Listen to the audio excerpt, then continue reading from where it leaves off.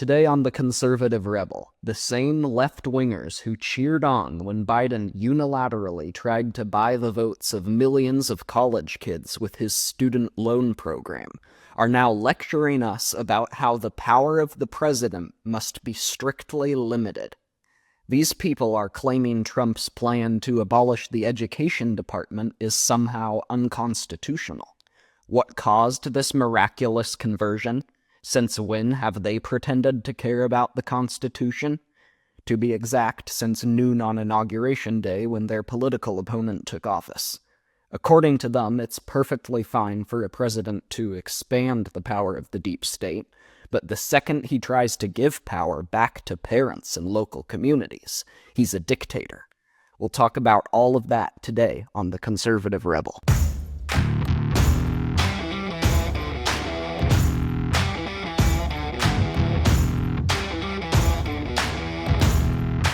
It was back in 2022 when the Democrats had almost complete domination over the government that Joe Biden announced his so-called student loan forgiveness program. The basic idea, we were told, was that the federal government would stretch out its hand and magically make the debt of millions of college kids disappear. That way, they wouldn't have to face the consequences of spending their lives drinking and partying and playing video games and in general being financially irresponsible. And considering the reputation the college kids had made for themselves by being responsible, hardworking, and mature and respectful and in general just wonderful people, they deserved it. That was what we were supposed to believe anyway. In reality, of course, Biden didn't have the supernatural ability to cancel anyone's debt. He could only force middle-class taxpayers who were already struggling to put food on the table and gas in the car to bail out the irresponsible college kids. Biden knew that, or at least his handlers did, but they didn't care, because the point was never to make the lives of college kids easier. The point was to buy millions of votes for the Democrats by essentially bribing young voters into supporting the senile old man in the next election. And if middle-class taxpayers, who the feds never particularly liked anyway, were forced to pay for this scheme, so be it. Biden did all of this without a vote of Congress, even though the Constitution clearly gives Congress the power to control spending. Biden basically just declared that it was happening, whether anyone liked it or not, and to hell with what the Constitution said about it. When the Supreme Court rightly said it was unconstitutional, Biden just ignored them. His administration just continued trying to do everything they could to move their scheme forward, and they were never held accountable for it. The entire time, of course, the media shamelessly sung Biden's praises. They churned out loads of propaganda supporting his student loan scheme. They never pretended to care about the Constitution or about separation of powers or about the limits of the president's power or any of that for 4 whole years. But recently, these people have apparently experienced a miraculous conversion. Now that Trump is in office, these media companies, some of which we're just now learning received millions of dollars in government funding, by the way, are insisting that the president doesn't have the authority to do much of anything at all. He should essentially just be a figurehead. So in just months, these people have gone from praising Biden for ignoring Congress and even the Supreme Court to claiming Trump must get Congress's permission for every little thing, practically, that he tries to do. And one of the most egregious examples is their claim that Trump can't abolish the Department of Education. According to Politico, quote, "The Trump administration is finalizing plans to dismantle the education department through an executive order that would build on the president's campaign promise to hammer the longtime conservative target." The order, which President Trump is expected to sign sometime this month, according to a White House official, was expected to lay out a two-part strategy for shuttering the agency, according to two people familiar with the plans. It would direct the department to craft a plan to wind down its functions using its existing administrative authority. But the order was also expected to call for the agency to inventory a complex set of laws needed to delegate the department's powers to other agencies, and then close the department, an acknowledgement that some of conservatives' biggest desires for change hinge on congressional approval. Such an order would launch a complex initiative. Some conservatives concede they currently lack enough support for legislation to close the department and farm its core functions out to other federal agencies. So Trump apparently doesn't have the power to abolish the education department without Congress, former state media organization Politico tells us. Again, as recently as December, Politico was praising Biden for ignoring Congress and the Supreme Court. The most generous way to look at this is that the people at Politico are just ignorant.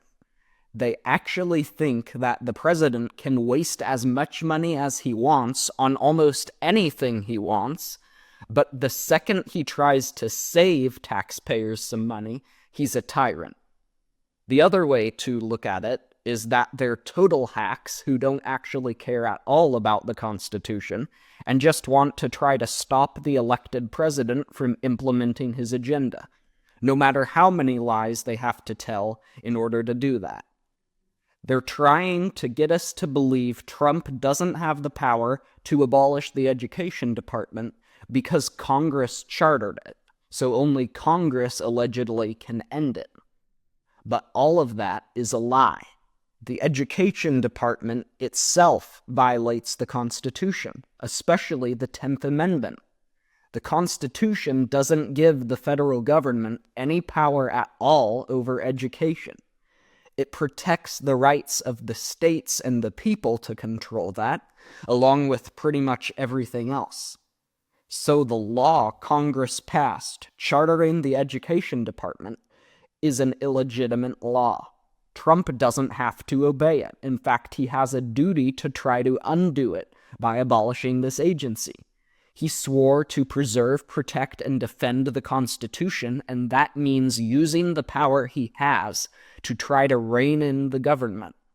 Saying Trump has no power to abolish the education department is kind of like saying the Supreme Court has no power to overturn some terrible law Congress passed. The entire reason we have three branches of government is so each branch can make sure the others don't misbehave. It's so each branch can stop the unconstitutional activities of the other branches. And guess what? The Constitution gives the president, and the president alone, executive power. It doesn't talk about giving the CIA or the NSA or the Department of Education or EPA or any of these agencies executive power. It only talks about the president, the chief executive. It's right there in the title. The Department of Education is an executive department. So Trump, who is the chief executive, is in charge of it. He can fire anyone he wants who works there, and he can abolish the whole thing even, like he should, and hopefully will, with the stroke of a pen. Of course, the media knows most Americans know absolutely nothing about the Constitution, so it knows it can lie about the Constitution as much as it wants, and most people will believe what it says. But some media outlets aren't just saying Trump can't abolish deep state agencies like the education department. They're shamelessly claiming the founders would support these deep state agencies. Slate ran possibly one of the stupidest articles I've ever seen saying exactly that. Here's the headline: Trump wants to abolish the Department of Education. The founders would have something to say about that. Quote, On Tuesday, multiple outlets reported that the president is preparing an executive order that will encourage the new Secretary of the Department of Education to submit a plan for the agency's wind down and encourage Congress to pass legislation abolishing it. All these moves are supposedly justified by the idea that the federal government does not play a legitimate role in education. But founders like Washington, Adams, Jefferson, and Madison would be confused, if not outraged, by the current administration's disdain for public education and the federal government's role in it. Our founding fathers knew that democracy could not survive without an informed population, and at every turn they called for federal government support of public education. And that support, more than once, has helped transform our democracy for the better. I'm wiping away tears right now. The writing on this is just so powerful. The author of this article is just so eloquent in defending the Department of Education. Yes, it's an impressive collection of butchered out-of-context Founding Fathers quotes someone managed to put together from 5 minutes of thumbing through Google. But before I say anything else, my one question to the author is this. Who cares what the founders thought? Who cares? Honest question. Because I clearly remember being told 2 seconds ago that the founders were a bunch of racist, sexist bigots. I clearly remember hearing they were a bunch of unspeakably evil hypocrites who allegedly founded the United States on abstract principles they didn't really believe in. Whatever happened to that? Because that's the thing about the left. 1 second they're doing everything they possibly can to slander the founders as such racist, sexist bigots that their statues literally need to be ripped to the ground and their names need to be purged from public schools. And then they go from that to the very next second, frantically Googling Founding Fathers quotes so they can shove them in our faces and lecture us about how the founders allegedly supported their education department.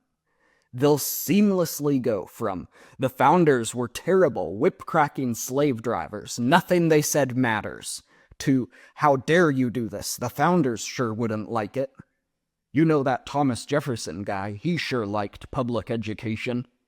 Oh, you mean the same Thomas Jefferson you just called a rapist 4 seconds ago? You mean the Thomas Jefferson whose statue you tore down and vandalized while you chanted about racism with sinister glee? Did you mean anything you said about how terrible the founders were? Were you just lying this whole entire time? Is that what you were doing? Which is it? Were the founders evil, white supremacist supervillains or not? Should we care what they said or not? It's one or the other, so take your pick. Either you lied, and we should never trust you again, because the founders were actually great statesmen, not supervillains, or you're lying now, and we should never trust you again, because the founders were supervillains, not great statesmen. And since they were supervillains, who cares what they thought about education? Either you're a liar, in short, or you're a liar. Now it goes without saying that the founders obviously wouldn't support a bureaucracy that violates the same constitution they wrote. But let's leave all that aside for the moment, because there's another argument I want to briefly address. The article is constantly going on and on about how much the founders valued education, as if Trump wants to abolish all education, as if wanting to restore the rights of parents, local governments, and states to decide what will be taught in their own schools is somehow the same thing as wanting to get rid of education altogether.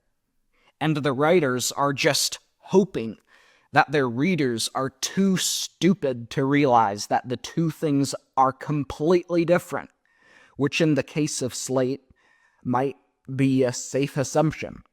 So the entire article is essentially one massive straw man argument attacking a position no one on earth holds. No, it's because we want children to be educated that we want this bureaucracy to be abolished, not because we hate education, like you're claiming. This department has pushed radical woke ideology and critical race theory down schools' throats. I think that's why it was created. That's my hypothesis. It was created to give the federal government control over what is taught in classrooms across the country so they can push their agenda. That's not what some other people's hypothesis would be, what the defenders of the department's hypothesis would be. They'd, of course, say that it has an altruistic mission to give children high-quality education, as if that makes it any better.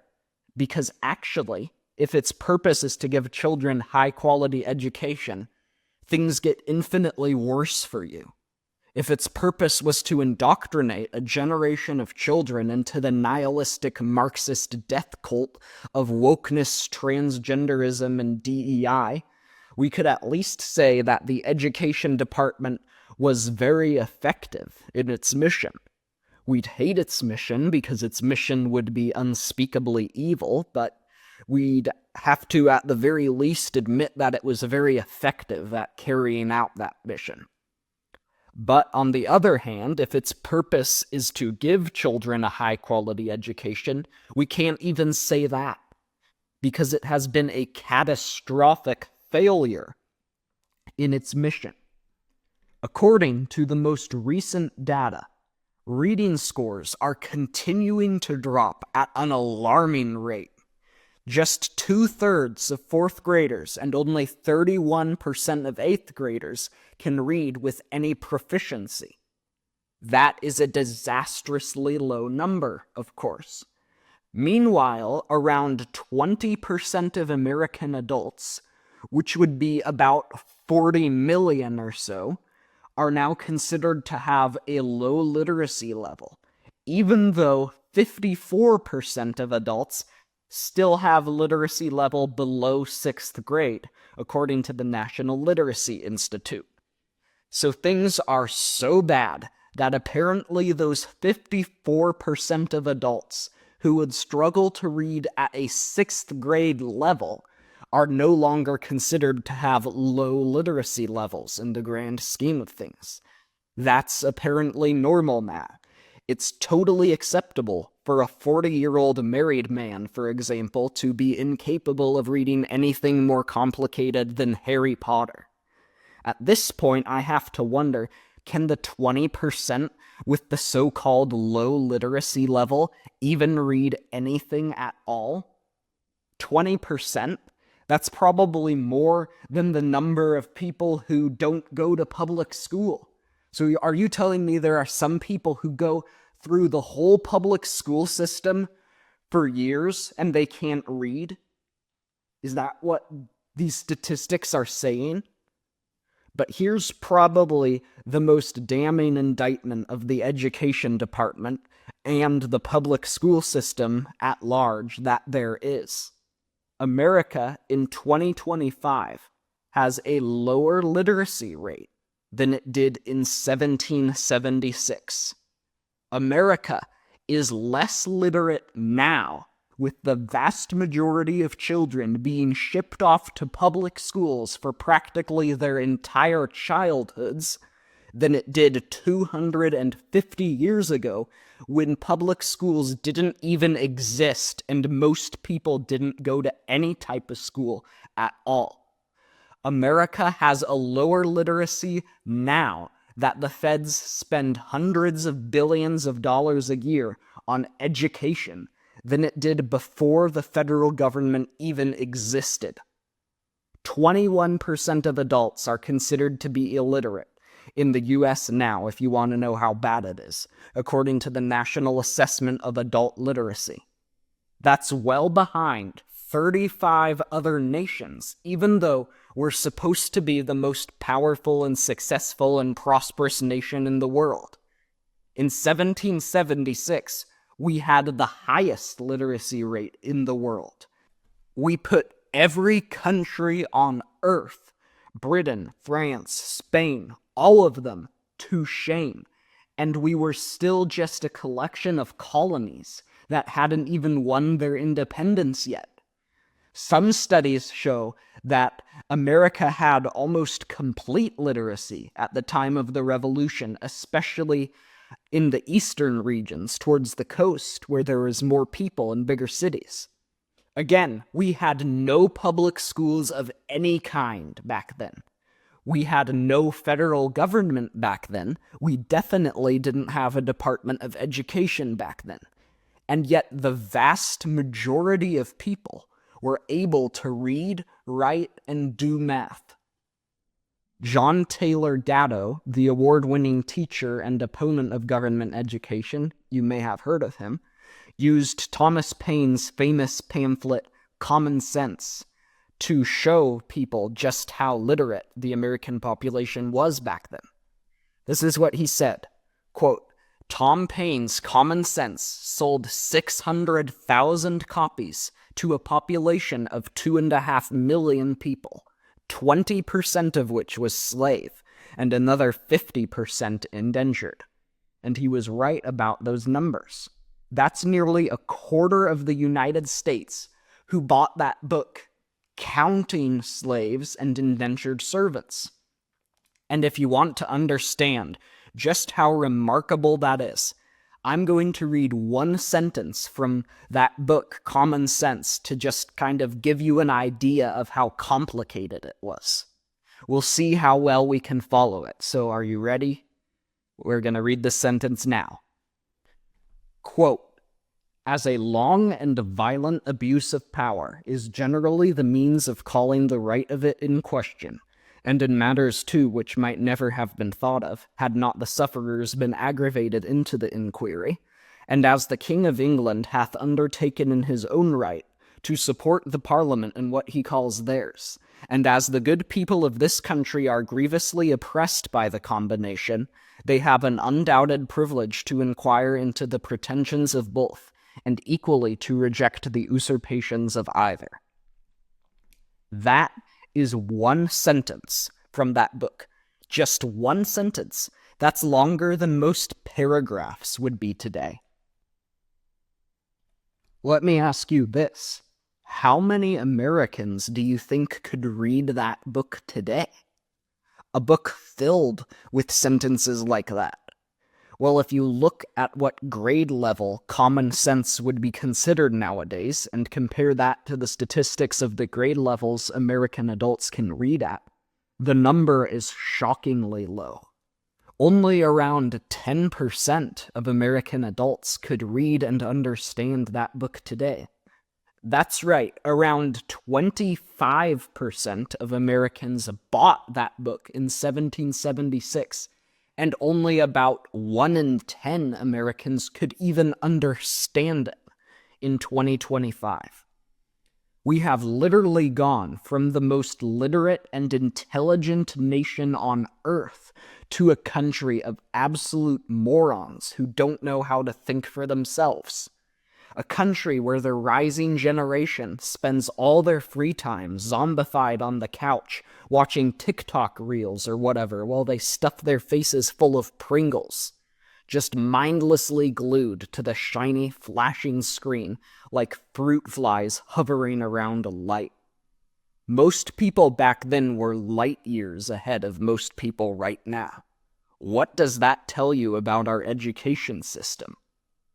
So if we have a population that doesn't know how to think for itself, a population that couldn't manage to read any worthwhile book if their lives depended on it, what in heaven's name do we have a Department of Education for? What is its purpose? Why does it exist? Why have American taxpayers been forced to pay hundreds of billions of dollars to keep this thing running? Are you telling me that the same bureaucracy you claim we can't afford to get rid of is so incompetent and ineffective and stupid that even though we give it hundreds of billions of dollars a year to spend on education, kids keep getting dumber? Is that what you're telling me? How much more money do we have to throw on this fire before we start getting some results? 100 billion more? 500 billion more? 1 trillion more? How much taxpayer money will it take? How much money do we have to surrender to the geniuses at the education department before we can expect, I don't know, that kids will be able to read? So the issue is not that the Department of Education doesn't have enough funding, like we're supposed to believe. The issue is that the Department of Education exists in the first place. Lighting hundreds of billions of dollars more on fire and hoping things magically get better is not going to fix anything. How's that worked out for you the past 40 years? We spend hundreds of billions on this institution, and we still get a nation of morons that seems to get stupider and stupider every year. We don't need to feed this Department of Education beast even more meat than it already has. Instead, we need to kill the beast. We need to bring control over education back to the states, back to local communities, and most of all, back to the parents of the kids who are being taught in the schools. With Donald Trump in the White House, we have a once-in-a-lifetime opportunity to finally get this done. I suggest we take it, because Donald Trump, like many Americans, doesn't care what Politico and Slate or any other media company thinks anymore. He's not asking for their permission to implement his agenda.